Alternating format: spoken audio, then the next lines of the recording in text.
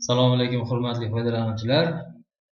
Bugun 3-darsimizni boshlaymiz. Bugun 3D Max'da o'sha o'tgan darsda standart primitivlar o'tgan bo'lsak, endi buni konvertatsiya qilib, poliga o'girib va yuzalar, nuqtalar va qovurg'alar rejimiga o'tib, ularni boshqarishni o'rganamiz.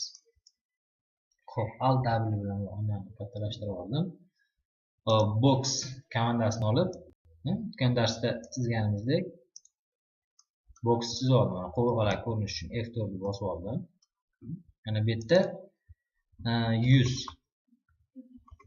ga 100 qilib box chizib olamiz. Переместить. Buni jildirish garaj klavishasi W.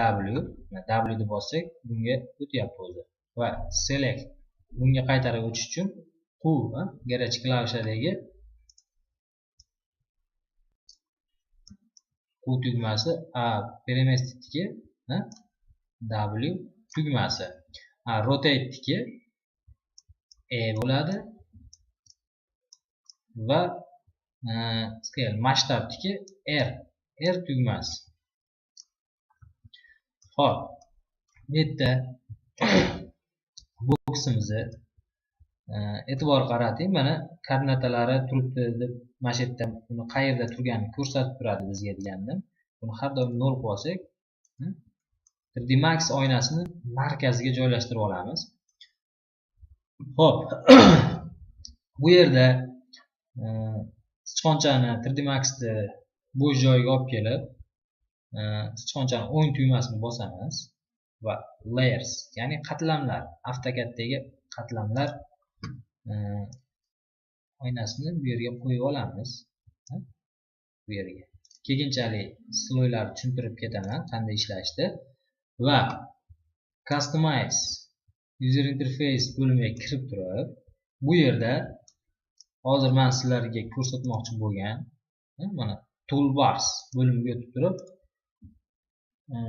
klaviaturada yozaman con boshidagi 3 ta harfni yozamanda Convert to Editable Poly ni topaman.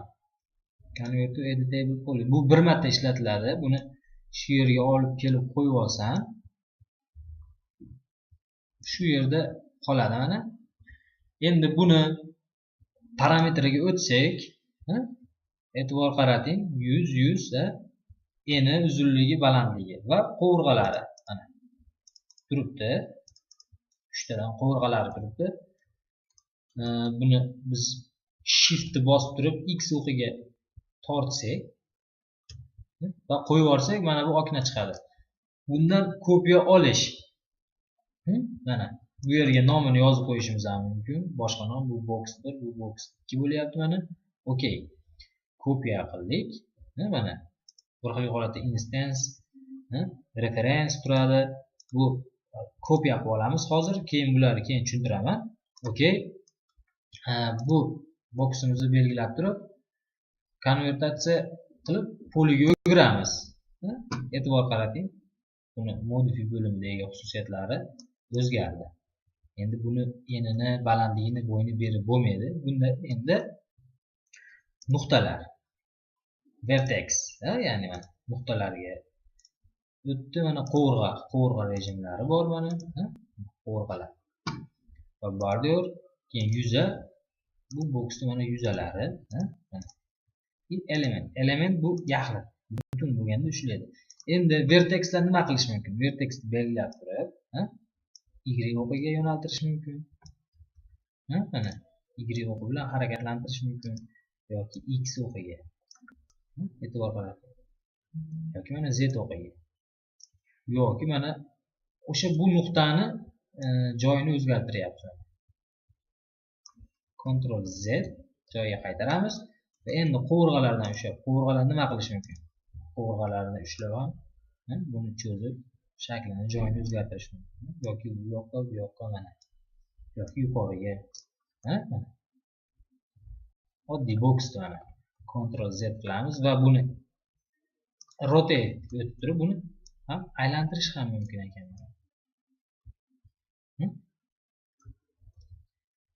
Faqat bu yo'lga aylanadi. Yuqoriga esa mana aylantirishimiz mumkin ekan. Endi bu yerda qovurg'alarni belgilab turib, kontrol mana bittasini belgiladim. Dalshi belgilab ketish uchun kontrolni bosib turib belgilayman. Endi bu yerda mana sal pastroqqa tushsak, chamfer komandasi bor. Chamferga bosib turib, mana bu yerga olib kelsak, shunaqa ko'nkasi chiqadi.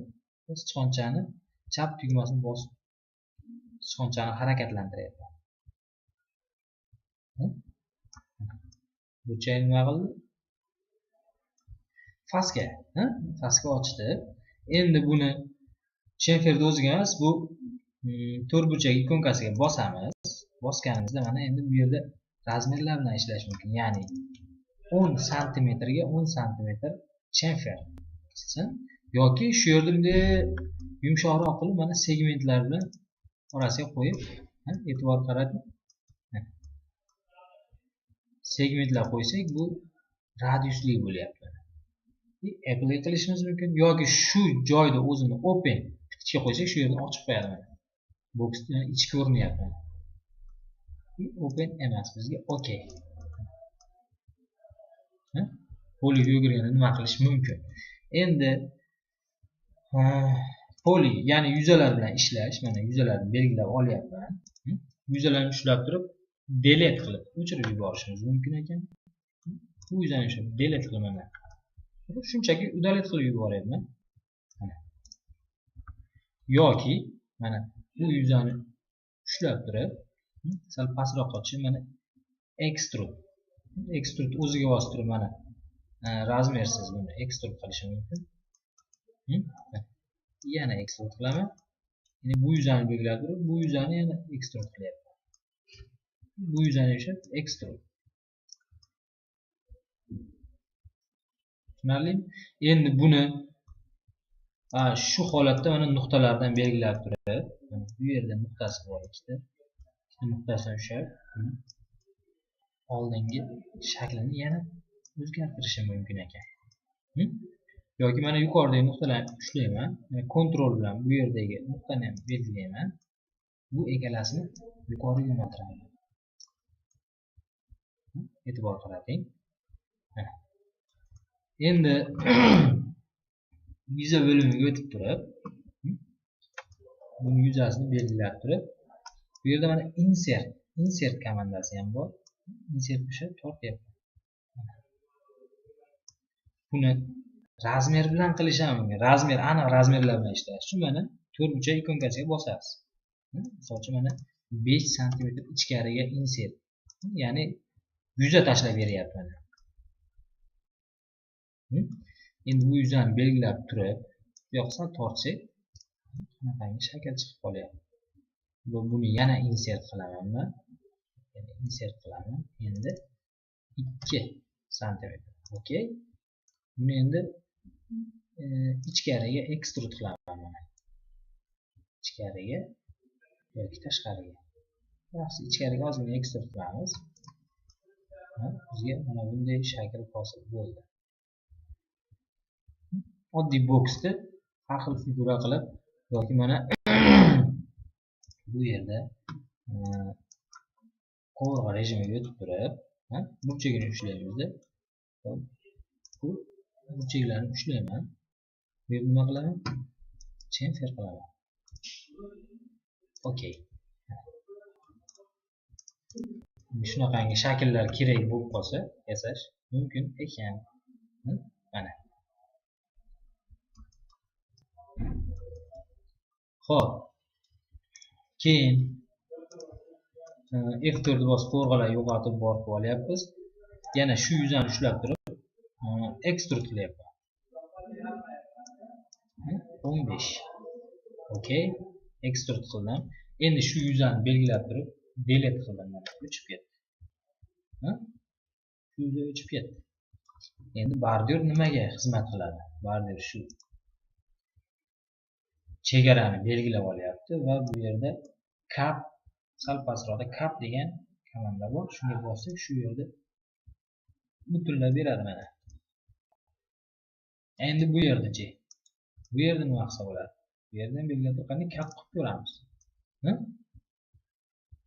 kap qildi, lekin o'xshamadi. Bu yerda shu yuzani belgilab olamiz. Birinchi darsda magnitlarni tushuntirganman, nuqtalar bilan belgilayapti.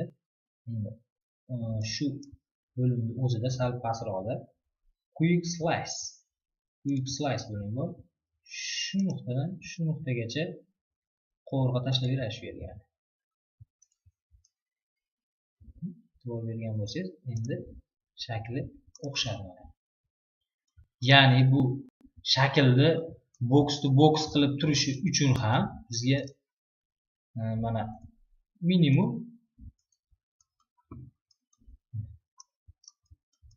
bizga 8 ta nuqta, mana har bitta nimasida nuqtalar bor, mana.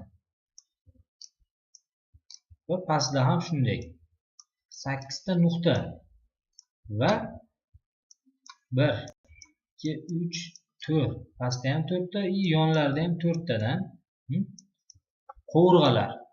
Jami 12 ta qovurg'a va bitta, 2 ta, 3 ta, 4 ta, 5 ta, 6 ta yuza. 6 ta yuza kerak ekan bizga. Shu 6 ta yuza, 8 ta nuqta va 12 ta qovurg'alar bitta boksni tashkil qilib turibdi. Shulardan bitta nuqtasini, buni hozir bu boks xususiyatida turibdi. Buni yana konvertatsiya qilib buni poliga o'girsak, bunda mana nuqtalar, qovurg'alari ko'rinadi. Ya'ni buni bitta qovurg'asini ushlab turib delete qilib yuborsak, bitta nuqtasi yo'q bo'lgani mana shuncha joyga ta'sir qildi. Ctrl Z qilamiz. Endi bitta qovurg'ani o'chirib yuboramiz. Qani delete. E'tibor beryapsizmi? Ctrl Z. Endi bordyur hozir bu yerda ochiq joyi yo'qligi uchun bunda bordyur yo'q. Bunda yuzani belgilab turib, delete qilib yuboramiz. Bitta yuza yo'q bo'lsa, mana bu box emas. Tushunarli bo'lyapti. Bunda qovurg'alar nimaga kerak? Segmentlar nimaga kerak va vertex nuqtalar nimaga kerak? Bular kerakligidan ortiq bo'lsa ham, kerakligidan kam bo'lsa ham modelimizning sifati buziladi. Keragidan ortiq bo'lsa, kompyuterimizni qiynab qo'yamiz. Shuning uchun har doim optimal holatida ishlatishimiz kerak bo'ladi. Xo'p.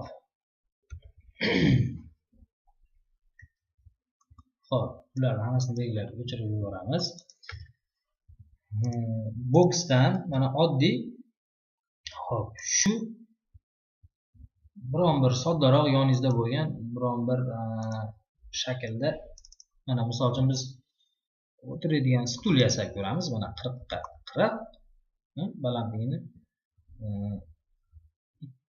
2 sm qo'yaylik. Z ni bossak buni bizga yaqinlashtirib beradi va koordinatasini 0 ga qo'yib yuboramiz. Endi buni balandligi qancha bo'ladi? Balandligi mana 45 sm tepaga qo'yamiz. 450 bo'ladi. Buni o'tiradigan joyini yasab oldik biz. Endi buni oyoq qismini yasaymiz. Bu yerda yana bitta boksdan foydalanamiz. Bunda biz razmerni sal kichikroq, ya'ni 3 ga 3 qilamiz. Endi buni poliga o'girib yuboramiz. Mana poli va buni poligon yuzasidan belgilab turib, frontal ko'rinishiga o'tib olamizda. Buni yuqoriga ko'taraman.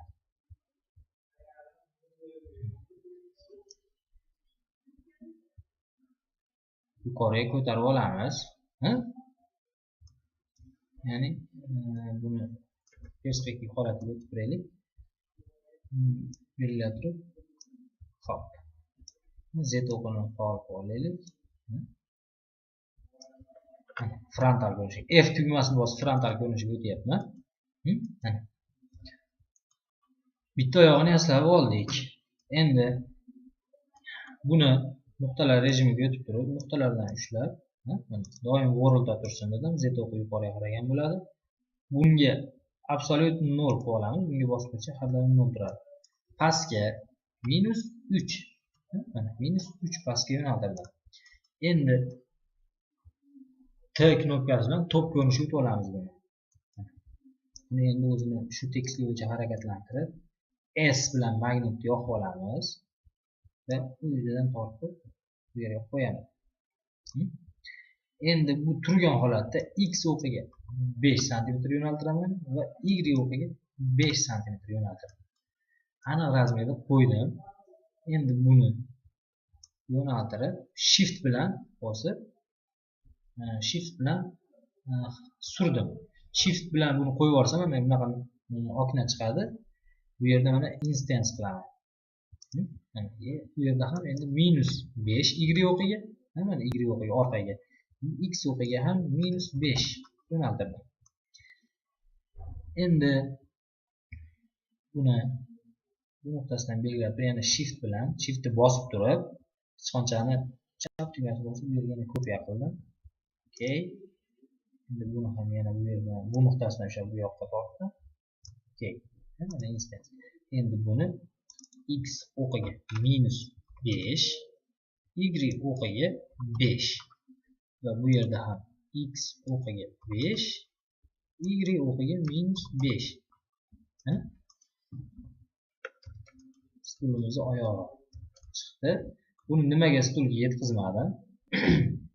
Endi bu stulni o'zini belgilab olaman deb o'tirgichini buni ham poliga o'giraman va mana yuzalardan belgilab turib nima qilaman?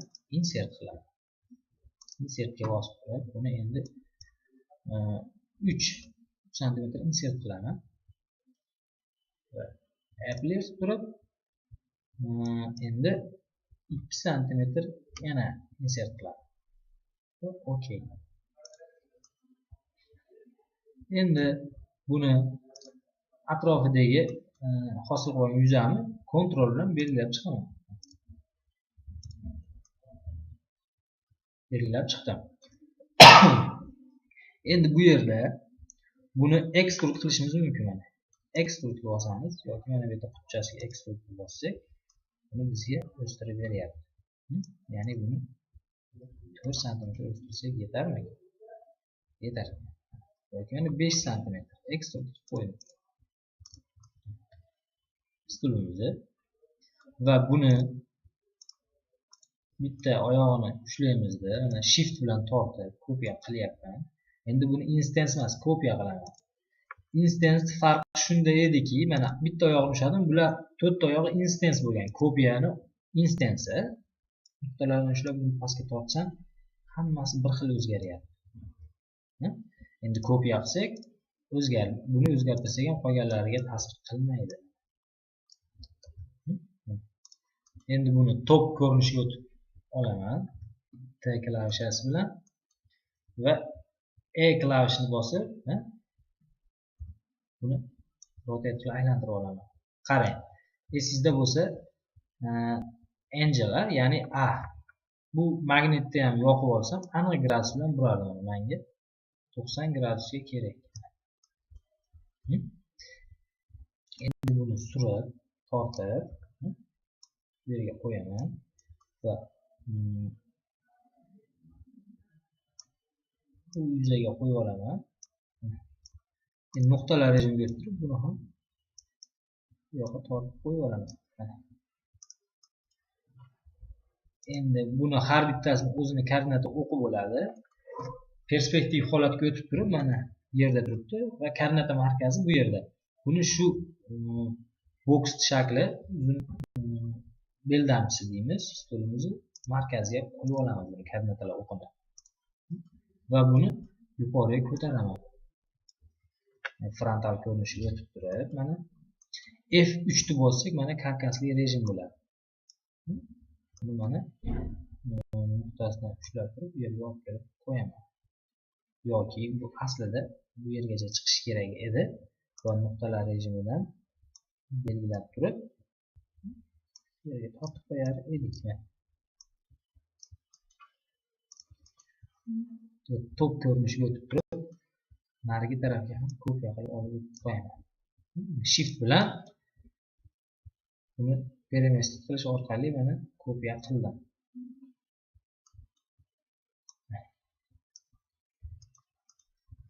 perspektiv ko'rinishga o'tib turib F3 tugmasini bosib olamiz.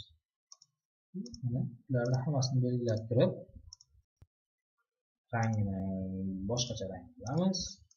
Keyin mayli o'tiradigan joyini ham rangini bir boshqacharoq qilamiz. Ko'mliroq qilaylikmi? Shu usulda stul yasasa bo'ladi. Endi bu yonlariga frontal ko'rinishdan qarab turib mana sferadan foydalanamiz. Sferadan bu yerga oddiy endi left bu yondan qaraymizda left ko'rinishidan qarab turib bu yerga R ya'ni masshtab bilan buni yoniga qisamiz va buni ichkariga yo'naltiramiz va frontaldan qarab turib bu yerga qo'yamiz. Yani shift bilan bu yerga ham qo'yamiz mana. Okey. Bu yoqdan kopiya qilib turib top ko'rinishga turib nima qilamiz? Narigi yuzaga ham qo'yamiz. Okey. Va bularni hammasini belgilab turib F3 ni bosib nuqtachalarni bosib turib bularning ham rangini o'zgartirib qo'yamiz. Bunga yana ishlov berish mumkin. Bu yerda mana editable polyga o'tib turib to'ralab bu joyda qovurg'alarni ushlaymiz. Hozir hammasini ushlab chiqishdan ko'ra bitta ring komandasi bor. Ring hamma chiziqlarni belgilab beradi bizga. Va chamfer qilamiz. Chamfer razmeri mayli mana 2 sm beraylik va buni burchaklari sal radiusliroq bo'lsin. Demak bizda bo'lmadi. Mana F4 bosib qovurg'ali rejimga o'tib turamiz. Nima uchun? Bu yerda mana qovurg'a borligi uchun Ctrl Z qilamiz. Ringga bosib turib hammasini belgilab turib to'ralasin. Backspace. Remove ga bosamiz. Va bitta qovurg'asi qolib ketdi bu yerda. Endi bu yerda sizlarga aytib o'tishim kerak. Bular mana vertex ya'ni nuqtalar rejimiga o'tishdan garchi klavishasi 1 ni bosamiz. Qovurg'a rejimiga o'tishdan 2, bordyurga 3, poly yuzalarga 4 va elementga 5 klavishlar. Shular bosish orqali o'tiladi.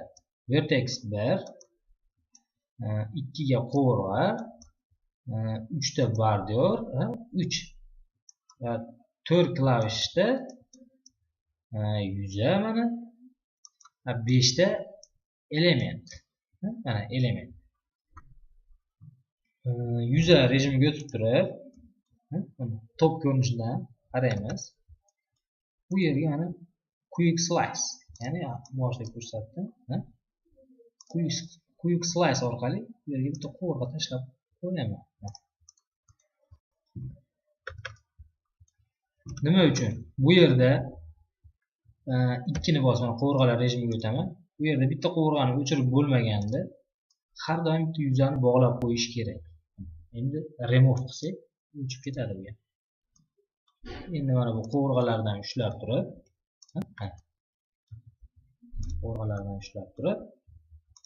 endi chamfer qilsak bo'ladi.